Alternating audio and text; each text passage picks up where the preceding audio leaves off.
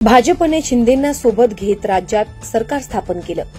हळूहळू या सरकारमध्ये वाटेकरीही वाढू लागले। वाटेकरी वाढत असताना इतर पक्षाचे बडे नेते भाजपमध्ये पक्षप्रवेश करत आहे। या सगळ्या पार्श्वभूमीवर भाजप पक्ष वाढवण्यासाठी पक्षासाठी जोमाने काम करणाऱ्या मूळ कार्यकर्त्यांकडे भाजप पक्ष दुर्लक्ष करत आहे का, असा एक सवाल उपस्थित केला जात होता। भाजपचे नेते कार्यकर्ते नाराज असल्याची चर्चाही गेल्या अनेक दिवसांपासून रंगली होती। भाजप कार्यकर्त्यांमध्ये सुरू असलेली नाराजी आता हळूहळू बाहेर येऊ लागली आहे। याची सुरुवात झाली आहे भाजपचे उपाध्यक्ष माधव भंडारी यांच्या घरातून। माधव भंडारी यांचे पुत्र चिन्मय भंडारी यांनी सोशल मीडियावर खंत व्यक्त केली आहे। राज्यसभेची उमेदवारी मिळेल असं वाटत असताना अशोक चव्हाण यांना संधी दिली गेली।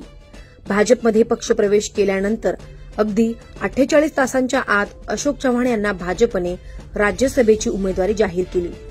चव्हाण यांच्या पक्षप्रवेशामुळे भाजप नेते अस्वस्थ झालेत असं बोललं जात होतं। मात्र हीच खदखद आता बाहेर येऊ लागली आहे। माधव भंडारी यांच्या मुलाने भाजपला घरचा आहेर देत नक्की काय म्हटलं आहे सोशल मीडियाच्या पोस्टमध्ये पाहूया। वडिलांच्या निस्वार्थ स्वभावाचा, त्यांच्या सामाजिक कार्याचा आणि गेल्या 50 वर्षात संघटना राज्यात पोहोचण्यात केलेल्या मोलाच्या कार्याचा त्यांनी उल्लेख केला आहे। नेहमी स्वतःपेक्षा पक्ष आणि जनता यांना महत्त्व दिलं, त्यामुळे त्यांना राजकीय वर्तुळात मानाचं स्थान आहे। असं असलं तरी राज्यातील काही न मिळालेल्या नेत्यांपैकी ते एक आहेत, जे दुर्दैवी आहे।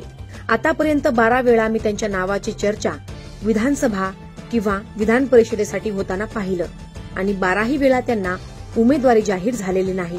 नेतृत्वाला जाब अथवा त्यावर भाष्य करण्याच्या परिस्थितीत मी नाहीये ना मला तसं काही करायचंय, कारण माझ्या वडिलांसारखा माझा देखील त्यांच्यावर विश्वास आहे। पण एक आशा आणि दुःख तर मात्र होतच राहील। त्यांनी कधीही जाहीरपणे आपली व्यथा मांडली नाही। ज्या पक्षाच्या उभारणीसाठी त्यांनी आयुष्य खर्ची घातलं, तिला दुखवण्याचा प्रयत्न त्यांनी कधीही केला नाही। त्यांनी पक्षाचे काम कधीच थांबवले नाही। त्यांची तब्येत बिघडली तेव्हा सुद्धा नाही, गेल्या वर्षी त्यांच्या जवळची व्यक्ती गमावली तेव्हा सुद्धा नाही। या उलट मी अनेक वेळा मंत्री किंवा खासदार राहिलेल्या लोकांना क्षुल्लक कारणावरून अन्यायाचं रडगाणं गाताना बघितलं आहे। माझ्या देखत बघितलेली त्यांची 30 वर्षाची कारकीर्द आता शेवटच्या टप्प्यात आहे। त्यांना योग्य ते मिळेल अशी मी आशा करतो। मला माहित आहे की त्यांच्यासारखे अनेक इतरही लोक आहेत, ज्यांनी न थकता निस्वार्थपणे पक्षाची आणि समाजाची सेवा केली आहे।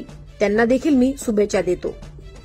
आता आपण बघितलं की माधव भंडारी यांचे जे पुत्र आहेत चिन्मय भंडारी यांनी सोशल मीडियाच्या माध्यमातून आपली खदखद त्याचसोबत एक नाराजी व्यक्त केली आहे। त्यांच्या वडिलांनी पक्षासाठी जे आतापर्यंत काम केलं आहे गेल्या 30 वर्षात, त्याचा सुद्धा त्यांनी उल्लेख केला आहे। मात्र एवढी सेवा करून सुद्धा अजूनही माधव भंडारी यांना पक्षामध्ये तशा प्रकारे सन्मान दिला गेला नाही किंवा संधी दिली गेली नाही, अशी त्यांनी खंत या सोशल मीडियाच्या माध्यमातून केली आहे।